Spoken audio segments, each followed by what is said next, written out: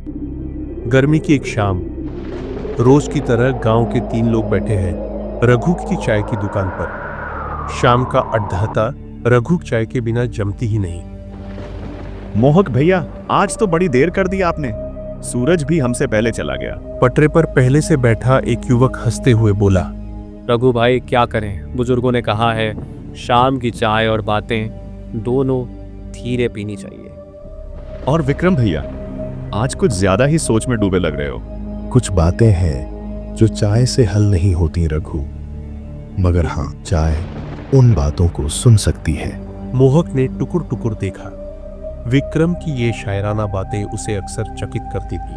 भैया, ये जो आप बोलते हो, क्या आप रात को सपना देख कर आते हो? नहीं, मैं सपनों में जाकर बातें सुनता हूँ, फिर लौटकर उन्हें चाय में मिलाकर पी लेता हूँ। इसी तरह बातों की महफिल सज रही थी। तभी एक धीमी आहट ने सबका ध्यान खींचा। गांव की तरफ से धूल उड़ाते हुए रास्ते से एक बूढ़ा आदमी आता दिखा। चेहरे पर वर्षों का अनुभव, चाल में धीमापन, लेकिन नजरें स्थिर, जैसे कोई कहानी अपने पैरों से चलती चली आ रही हो। अरे शास्त्री जी, नमस्ते। आइए आइए, बहुत दिन बाद दर्शन हुए आपके। शास्त्री जी आ गए, मतलब कोई कहानी जरूर निकलेगी। अरे बच्चों, चाय नहीं, आज मैं खुद ही एक चाय जैसी कहानी लेकर आया हूं। कड़वी, मीठी और एकदम उबलती हुई। शास्त्री जी, आप हमेशा अपने किस्सों में आधा सच और आधा रहस्य मिलाते हैं। आज भी वैसी ही कोई बात है क्या? शास्त्री जी ने पास की बेंच पर बैठते हुए थैला रखा, आंखें बंद की और फिर धीरे से बोले, नहीं विक्रम, आज जो बताने आया हूं वो केवल किस्सा नहीं है, वो मेरा बीता हुआ कल है और शायद मेरा अधूरा वर्तमान भी। सन्नाटा छा गया। चाय की भाप में अब एक और धारा घुल रही थी, एक कहानी की जो वक्त के पार से आई थी। और शास्त्री जी की आंखों में वो चमक आ गई जो सिर्फ एक लेखक की आंखों में होती है जब वह अपनी असली कहानी सुनाने जा रहा हो, वो जो उसने सिर्फ जानी नहीं बल्कि जिया हो। बहुत साल पहले की बात है, जब मैं अमरपुर नाम के एक छोटे गांव में शिक्षक था और जब मेरी जिंदगी में एक नाम था, राजली। राजली कौन थी? शास्त्री जी ने एक गहरी सांस ली और बोले, बस यही कहानी है।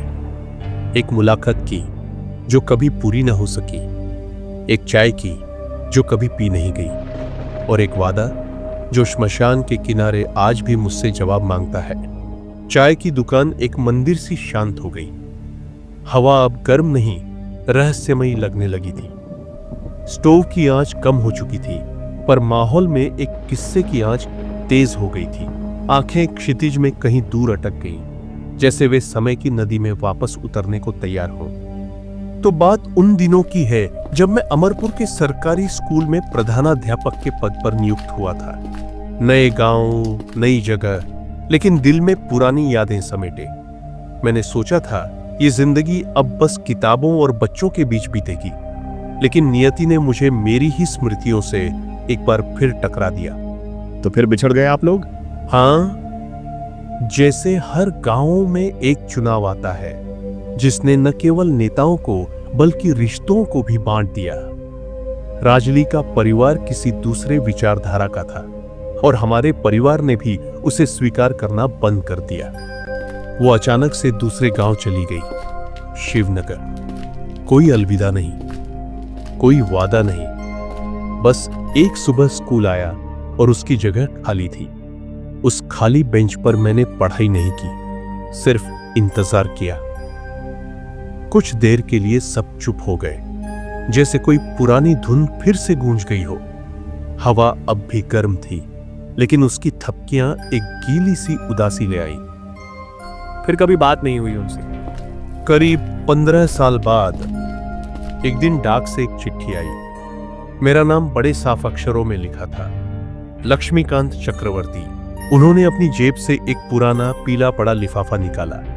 उस पर की स्याही अब धुंधली थी, किनारे झर चुके थे, लेकिन एक कोने पर अब भी साफ लिखा था, शिवनगर। वह पत्र राजली का था। उसने लिखा था कि उसे हाल ही में मेरे बारे में किसी से जानकारी मिली कि मैं अमरपुर में शिक्षक हूं। उसने अपने जीवन की कुछ बातें साझा की।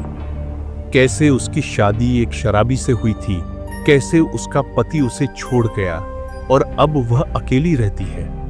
पर उसने ये नहीं लिखा कि वो मुझसे क्या चाहती थी, सिर्फ ये कि अगर कभी शिवनगर आओ तो मेरे घर की चौखट से लौटना मत। आप गए? बहुत दिनों तक हिम्मत नहीं हुई। हर रविवार आता और मैं सोचता इस बार जाऊंगा, लेकिन स्कूल के काम, पिताजी की तबीयत और शायद दिल की डर ने रोक दिया। एक हल्की हवा चली, जैसे आसमान ने उस अतीत को सुन लिया। लेकिन फिर एक दिन हिम्मत बटोरी, सोचा बस बहुत हुआ, अब और देर न करूं। मैं ट्रेन से निकला शिवनगर की ओर। हाथ में वही पत्र था और दिल में 15 साल पुरानी एक धड़कन। रास्ते भर खिड़की से बाहर देखता रहा। पेड़, खेत, नहरें, सब जैसे उस बीते समय के साथी थे। ट्रेन से उतरकर सीधे घर गए क्या?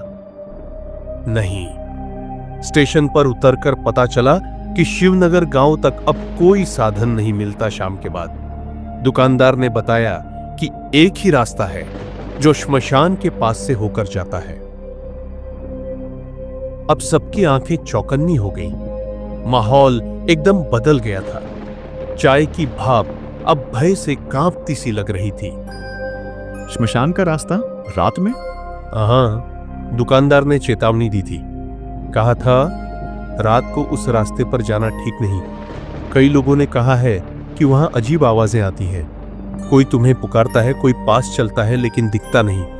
लेकिन मुझे तो सिर्फ एक आवाज चाहिए थी, राजेली की। फिर तक कोई कुछ नहीं बोला तो मैं चल पड़ा पैदल। आपको डर नहीं लगा? डर लगा था बहुत, लेकिन उस डर से बड़ा मेरा पछतावा था। अगर मैं नहीं गया तो शायद ये कहानी कभी पूरी नहीं होगी। और जब कोई अधूरी कहानी किसी लेखक के पास रह जाती है तो वो उसे जिंदगी भर काटती रहती है। अब सबके चेहरे गंभीर थे। आंखें शास्त्री जी की तरफ कड़ी थी, जैसे वे कोई भूत नहीं, एक गूढ़ आत्मा की कथा सुन रहे हो। श्मशान का वो रास्ता, वो अंधेरा, और फिर वो आवाज, लक्ष्मीकांत। शास्त्री जी की अभी आवाज भारी हो चुकी थी। हवा अब स्थिर थी, जैसे पूरा वातावरण सुन रहा हो। मोहक, विक्रम और रघु तीनों अब बिना पलकें झपकाए उनकी ओर देख रहे थे। जैसे ही मैं श्मशान के पास पहुंचा, रात की चुप्पी और गाढ़ी हो गई। पत्तियां हिलती नहीं थीं, पेड़ सांस नहीं ले रहे थे और जमीन में अजीब सी नमी थी, मानो कोई अभी अभी वहां से गुजरा हो।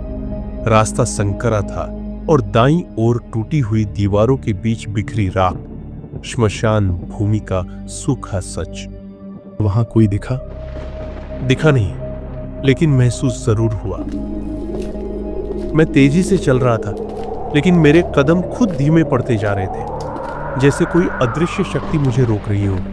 और फिर अचानक वो आवाज आई, लक्ष्मीकांत। कहाँ से आई आवाज? बाईं ओर उस बरगद के पेड़ से, जिसकी जड़ें जमीन को चीरती हुई बाहर निकल आई थीं। ऐसे ही मैंने मुड़कर देखा, उस रस्सी पर कोई बैठा था। क्या वो राजली थी?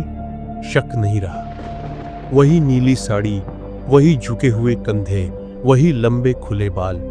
वो मुझे देख रही थी, आंखें एकटक मेरी ओर, लेकिन उसके चेहरे पर कोई भाव नहीं था, न मुस्कान, न आंसू, बस ठहराव। मैंने धीमे से कहा, राजली, मैं आ गया। बहुत देर हो गई मुझे, लेकिन मैं आया तो सही। बहुत देर कर दी लक्ष्मीकांत। मैं अब यहां नहीं हूं, लेकिन मैं तुम्हारा इंतजार करती रही, रात दर रात, परसों तक। आप डर गए क्या?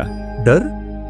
हां, शरीर कांप रहा था, लेकिन दिल, वो किसी और ही भावना से भरा था, जैसे उस मुलाकात का सालों से इंतजार कर रहा हो। और जब मेरी नजर वापस राजली पर गई, वो वही नहीं थी। क्या वो हवा में घुल गई? नहीं, वो अब मेरे बिल्कुल पास खड़ी थी, इतनी पास कि उसकी सांसें मेरी गर्दन पर महसूस हो रही थी, लेकिन ठंडी, बहुत ठंडी। चलो लक्ष्मीकांत, बहुत रुक गए तुम, अब देर मत करो। शास्त्री जी ने गहरी सांस ली, मानो किसी कठिन स्मृति में प्रवेश कर रहे हों। मैं कदम बढ़ा चुका था, लेकिन तभी मेरे पीछे से किसी ने मेरा नाम पुकारा, लक्ष्मीकांत। ये कोई दूसरी आवाज थी, जिंदा, पहचान की, इंसानी। और जैसे ही मैंने पीछे देखा, आंखों में चमक थी और माथे पर चिंता। बेटा रुक जा, उसके साथ मत जा, वो इस लोक की नहीं रही। आप कौन हैं? मैं राजली का चाचा हूँ। वो अब इस दुनिया में नहीं है। उसने इस जगह पर आखिरी सांस ली थी, इसी रास्ते पर, और तब से वो यहाँ भटक रही है। हर उस इंसान का इंतजार करती है जिससे कभी कोई रिश्ता अधूरा रह गया। एक झटका लगा सबको। क्या वो पहले ही मर चुकी थी? हाँ, अगले दिन मुझे पता चला कि राजली की मौत एक सड़क हादसे में हो गई थी 2 साल पहले। और जिस रात मैं वहां पहुंचा, वही रात थी जब उसकी बरसी थी। अब हवा बिल्कुल स्थिर थी। रघु का स्टोव भी अब बिना आवाज के जल रहा था, और वो बरगद का पेड़ जैसे यहां भी आकर खड़ा हो गया था। मैंने उस चाचा जी को धन्यवाद दिया। उन्होंने मुझे वहां से वापस जाने को कहा, और जब मैं मुड़ा तो वो बरगद, वो झूला, वो आवाजें सब गायब हो चुके थे। जैसे कुछ था ही नहीं, जैसे एक सपना देखा हो, लेकिन मेरे दिल में कुछ हमेशा के लिए बदल चुका था। और आप लौट आए? हाँ, लेकिन साथ में वो कहानी भी लाई जो मैंने सिर्फ लिखी नहीं, जिया है। और तभी से मेरी कहानियों में सच्चाई की वो परछाई आ गई जिसे लोग भूतिया समझते हैं, लेकिन असल में वो अधूरी आत्माओं की पुकार है। यह शास्त्री जी की बात पूरी होते होते पूरा चबूतरा जैसे किसी अलक्षित दायरे में आ गया था।